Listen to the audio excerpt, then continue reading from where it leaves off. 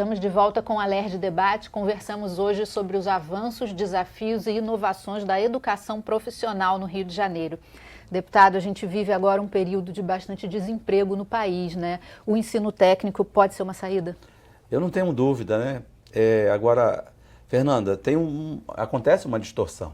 Porque como é um curso, ao exemplo de Engenheiro Paulo de Fronten, os jogos digitais, um curso que tem uma demanda nacional, acaba que quem consegue passar são aqueles alunos que tiveram uma melhor base, um ensino fundamental particular, por exemplo. Agora, por outro lado, esses mesmos alunos, a exemplo de Paracambi, aconteceu um fenômeno na cidade de Paracambi, que o eixo comercial da cidade ele mudou, por conta mais de 1.000 alunos só na escola técnica, no ensino médio, com mais a escola técnica estadual, mais curso de música, mais os cursos superiores, os 11 cursos, o eixo comercial da cidade mudou.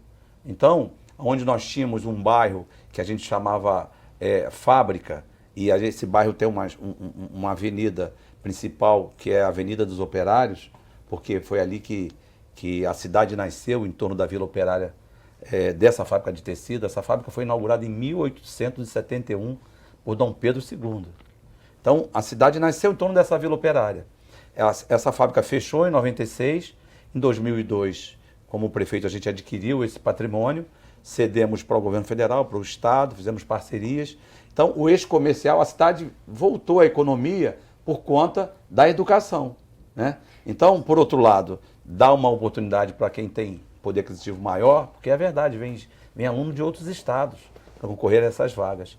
E acaba que também gira o comércio ali, tem um movimento econômico bacana nesse local. No caso, por exemplo, de Paracambi, como é que são escolhidos os cursos que vão ser oferecidos em cada unidade? Acho que os professores podem explicar um pouquinho também isso.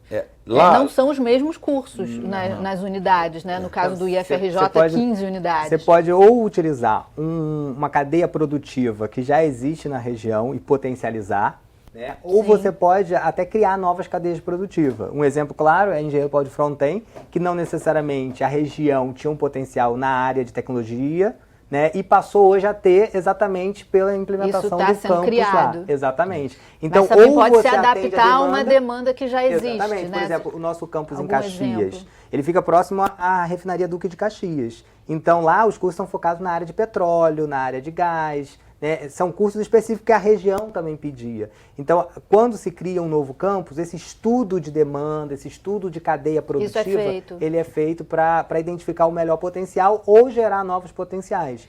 Agora, o mais interessante disso, além dessa economia que os próprios estudantes geram no comércio da região, né, de participar da vida ativa de municípios, pela interiorização, a gente pegou municípios que não tinham uma demanda tão grande de estudante, ficava mais na região metropolitana. E esse estudante, além de movimentar essa economia local, ele também pode ser um gerador no futuro, porque o curso técnico você pode partir para o empreendedorismo, abrir sua própria empresa, sua empresa de serviços, né? Ou você pode ser um empregado, né, da indústria, do comércio. Então, a educação profissional ela tem ajudado muito na inserção do mercado de trabalho. Obviamente, como hoje a gente tem no país até uma demanda muito grande por empregabilidade, muitos daqueles que têm a formação necessária para a função estão sendo absorvidos. Então, eu acho que o grande diferença da educação profissional é essa, é a possibilidade de aproximar mais o mundo do trabalho da formação, né? Outro ponto importante para destacar aqui é que o ensino técnico ele tem muita coisa prática, né? O estágio, né? E esse estágio ele é acompanhado, esse aluno vai para a indústria, para o serviço, mas ele é acompanhado por um professor. E isso já dá a praticidade, né? a formação prática que hoje o nosso profissional, que o mercado de trabalho pede. A gente consegue traçar aí um perfil desse aluno que hoje procura o ensino técnico?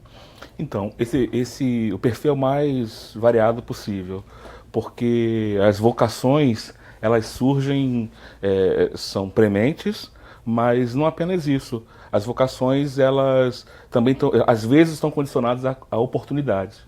Então, hoje, como o sistema ele é muito dinâmico e o Ministério da Educação criou mecanismos mais automatizados e que dão mais oportunidades para você escolher uma carreira, às vezes existe o elemento da oportunidade, o elemento da vontade e da vocação. No caso dos jogos digitais, a vontade... Os jovens adoram videogames, é uma indústria bilionária, enorme. E que absorve mão de obra. Que absorve mão de obra. Muitas pessoas falam que o Brasil é o quarto mercado mundial de jogos, falam com muito orgulho disso.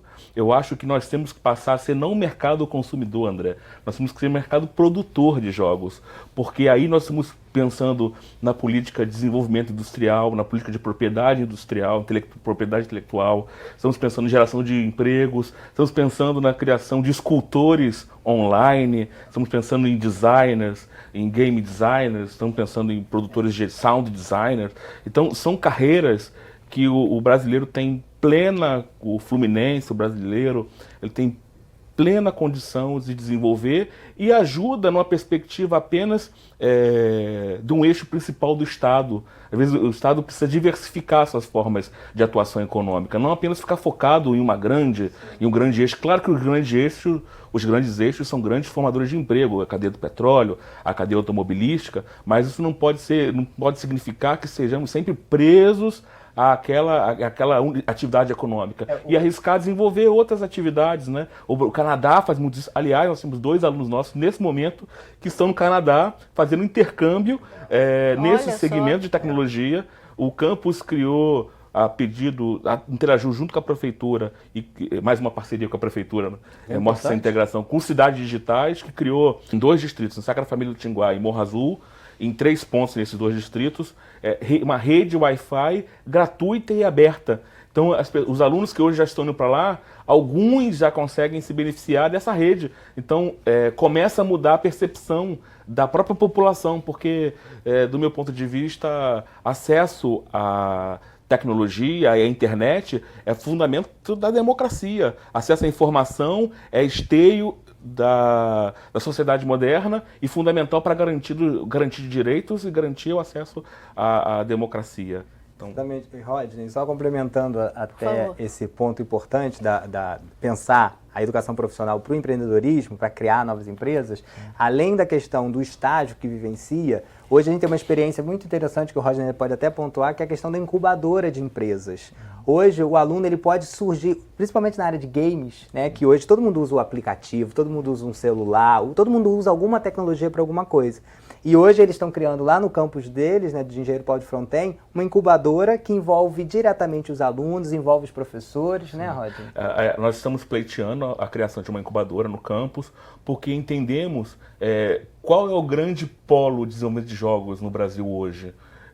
Ainda é muito indie, ainda tem boas empresas, mas ainda são muito pequenas. Então não existe aquele local nesse setor da economia.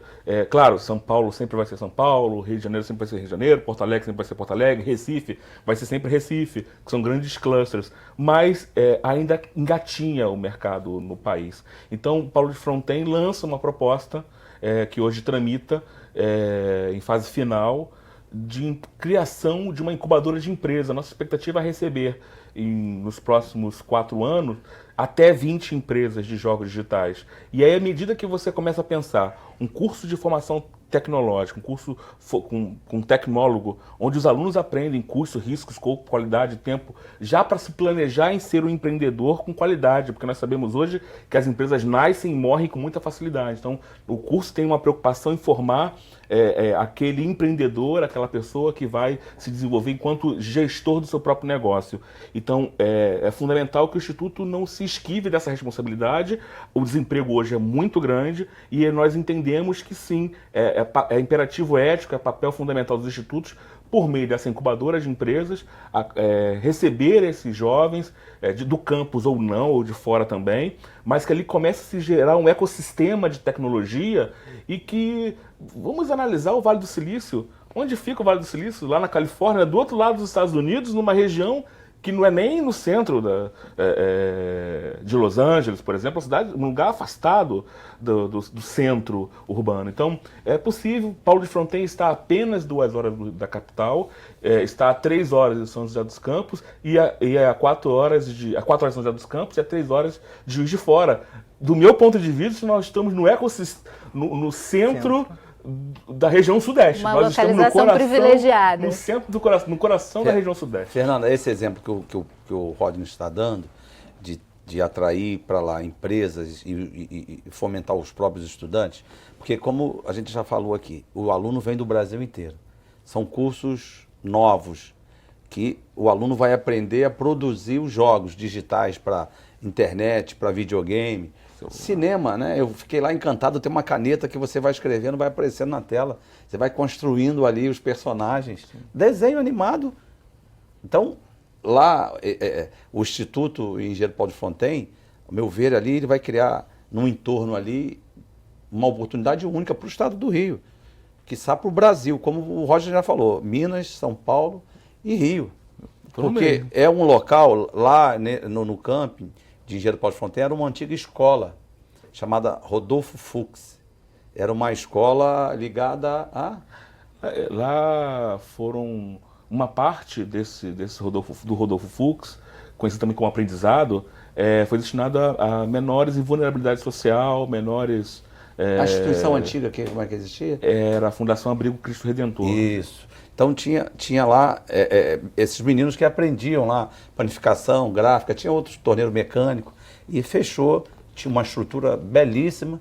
Então o Estado, parceria com o governo municipal e agora com o governo federal, está dando uma ótima ocupação e, de novo, eu não tenho dúvida, não só para Engenheiro Paulo de Fronten, mas para toda a região, essa possibilidade de cursos de tecnologia, cursos únicos no Brasil, públicos.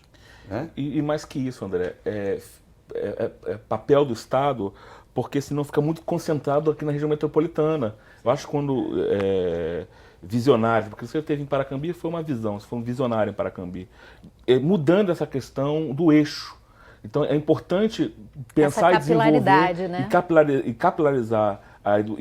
Vamos olhar o que é Campinas com a Unicamp, São Carlos com a UFSCar.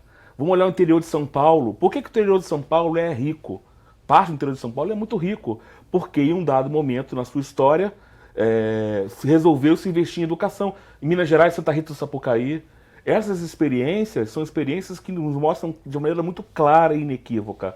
É importante sim desenvolver, fortalecer os arranjos produtivos locais e induzir novos arranjos produtivos para o desenvolvimento do Estado como um todo, porque é a única forma, é uma das formas, certamente, de promover mobilidade social ascendente e construir um melhor desenvolvimento econômico, distribuição econômica para as cidades do interior do Estado. Obrigada, professor Rodney, obrigada, professor Rafael, obrigada, deputado André Siciliano, obrigada também a você que nos acompanhou. Para rever este ou outro programa da TV Alerj, acesse o nosso site www.alerj.rj.gov.br. E nós queremos saber a sua opinião. Escreva para alerjdebate@tvalerj.tv. Até a próxima, TV Alerj, canal do Povo Fluminense.